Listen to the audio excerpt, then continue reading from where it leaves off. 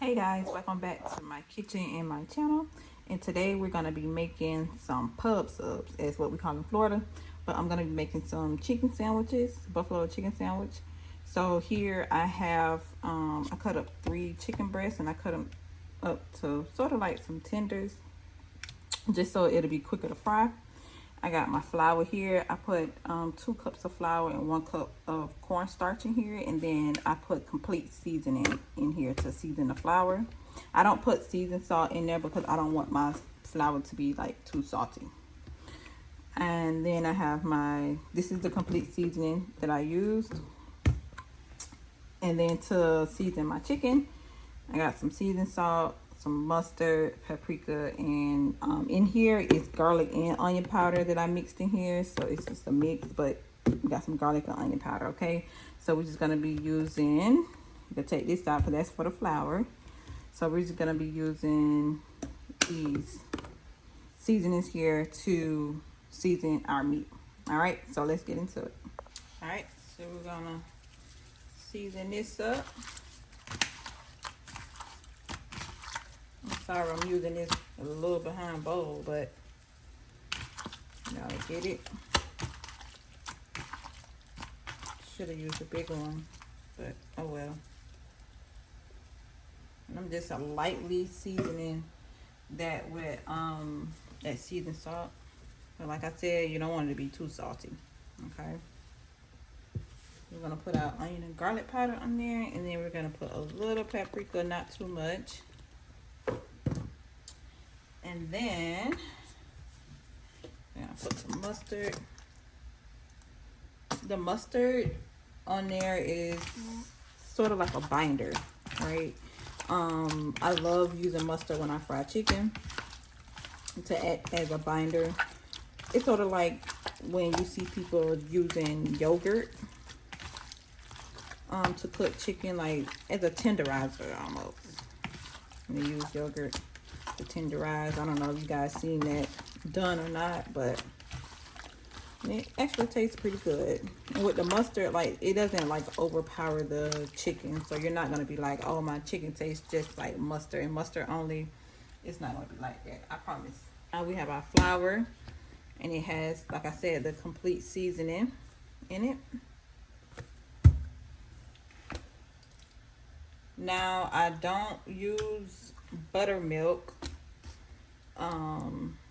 just cause I mean my family ain't grow up using using buttermilk on chicken. Just, I don't know. Like, you can fry chicken without buttermilk. It's not a necessity. Okay, it's really not, to me. But some people like it. I mean, I like buttermilk chicken, but it's not like, oh, I gotta have it every time I fry chicken. Like, nah, it's not okay. But you do want to make sure that your chicken is coated fully.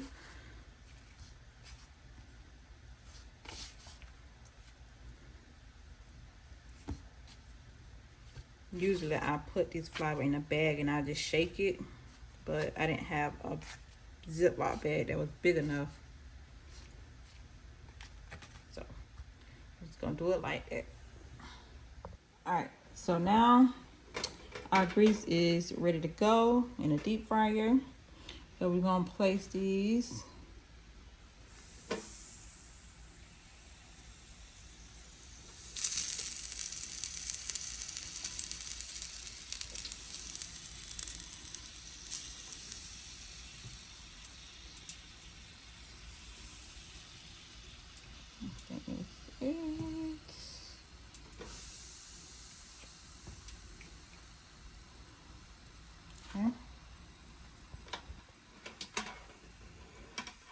Place them right in that deep fryer.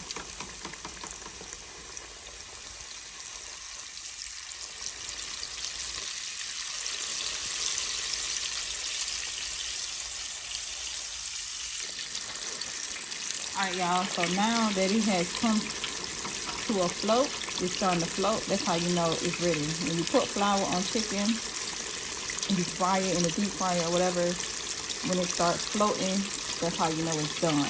Okay, so these tenders are floating now. Pour these up. Let it sit and drain a little bit because we don't want too much grease. And then we're going to drop the rest of them. All right, so we're going to put the rest of our tenders in here.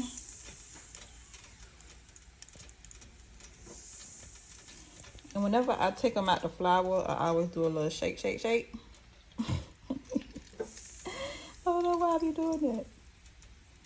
But this is going to fall in the grease anyway. I think that's it. Yeah. All right.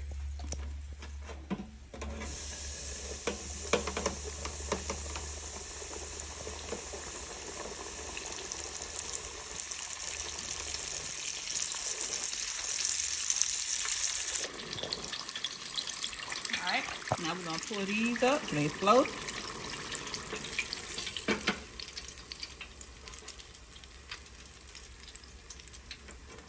I'm going to let that sit and drain a little bit. And then I think I got like 3 more other tenders I'm going to drop off camera. And then we're going to make our sandwich.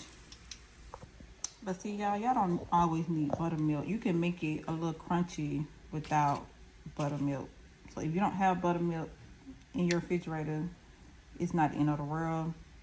If you have some cornstarch, you can definitely stir fry with cornstarch. If you don't have cornstarch, if you got flour, you can do that too. I've done that a lot. Not just do it fried just with flour. It's okay. It's not the end of the world. Your chicken's still gonna taste good. Okay, if it's seasoned good, it's gonna taste good. All right.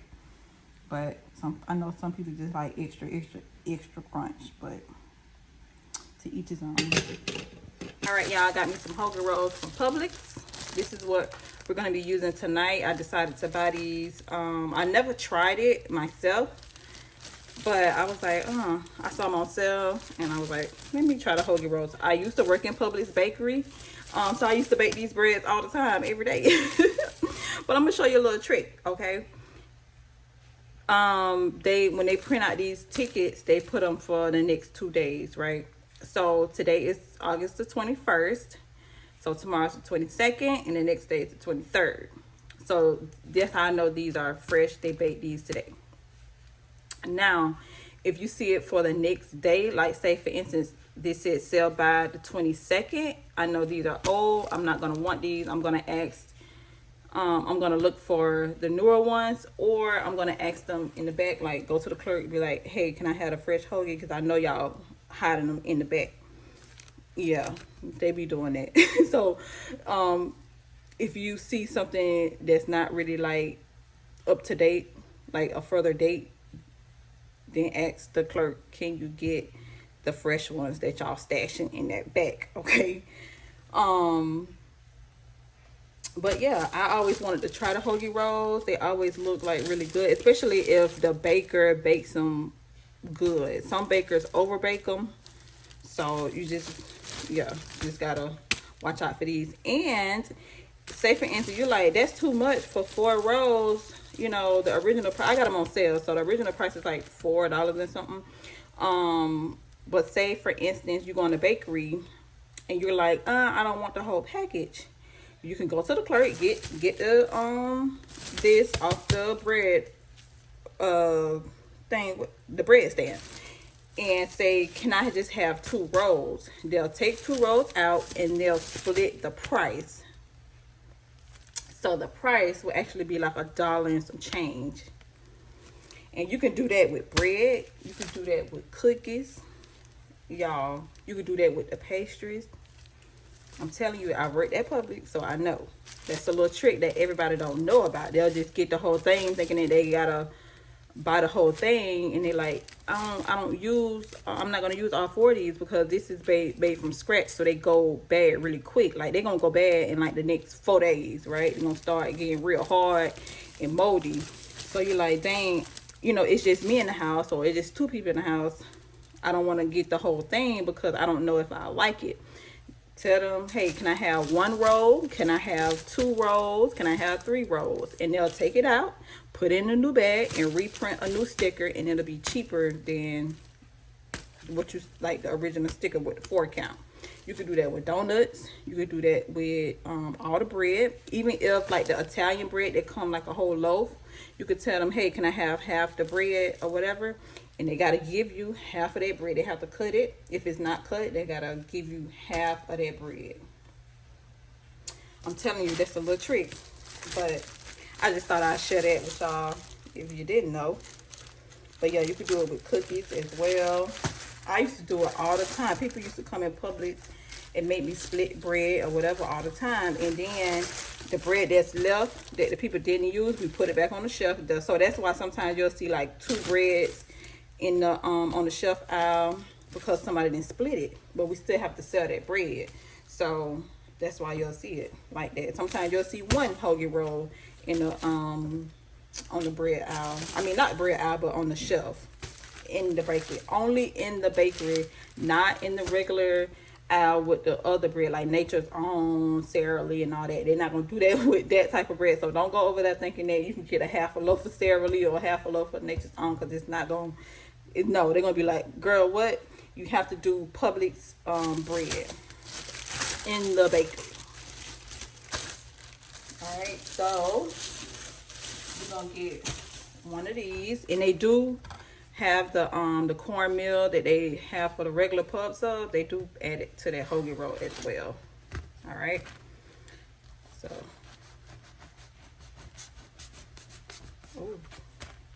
see, you can tell I ain't working the deli. I don't know what I'm doing. Do I gotta? Okay, I'm gonna get another knife. Yeah. All right. I think this. I think this the knife they be using. Okay. Yep. Here we go. We're gonna open it, but you see how soft it is?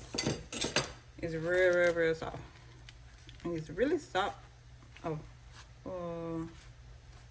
well, and it's really soft in the inside too. I never had hoagie. Let me see. It's not bad. All right. So what I'm gonna do is, I think I'm gonna put this on another plate because I gotta cut my chicken. We got pub subs at home, baby. That deli line be too long.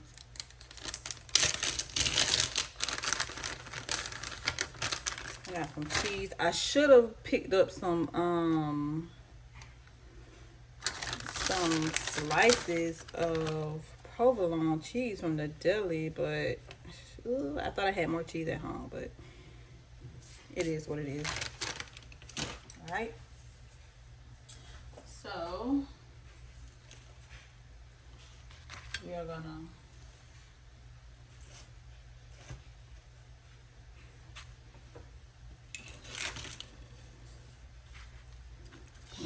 get my chicken.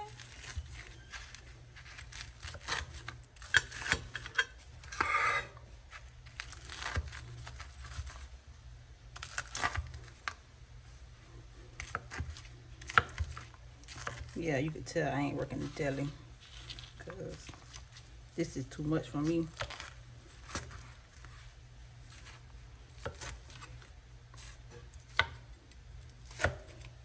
This is too much going on. All right. I should have got a bigger cutting board too. I just got stuff everywhere. All right. I'm gonna put that in there.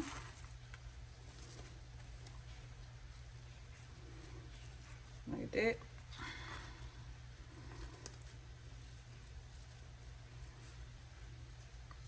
And I'm gonna toast this bread a little bit so it can be a little toasted because it's room temperature, so I just want it a little toasted. I'm gonna put this in my air fryer and toast it. I'm gonna be right back. Clubs are toasted. I am going to add our sauce. My mama wants some barbecue sauce on hers. She said, oh, buffalo. She can't really take buffalo, so we'll just put a little bit on there. But for me, I like a lot of buffalo. I should have tossed it, but oh well. I have to do what it do. On buffalo. And some ranch. Yeah, I should have tossed that. We're gonna put our lettuce on there.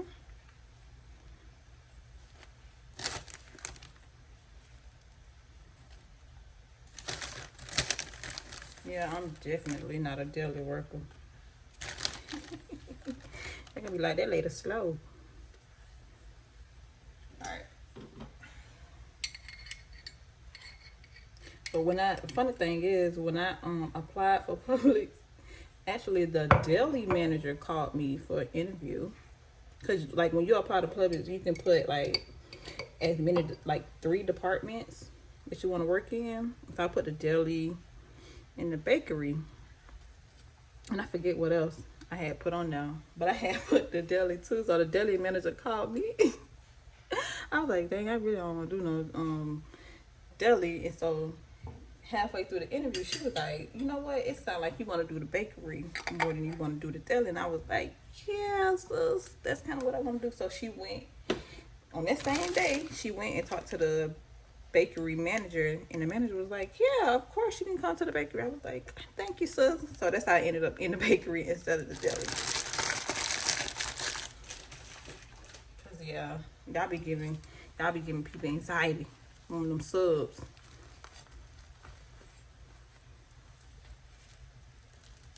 But they be good though. Sometimes I just crave a Publix sub. What the hell is he doing? Oh God. And then when I was younger, I did not like banana peppers. I was like, ugh, what is that? And so I tried it one day, y'all. Changed my whole life. Now I can't have a sub without banana peppers. I just can't. Yep. These are our subs. Yeah, so I'm pretty basic with my subs. I don't like too much. I don't like tomatoes. I don't like onions. I don't like all of that stuff. So I just like the simple stuff on my sub. This is exactly what I get when I go to Publix.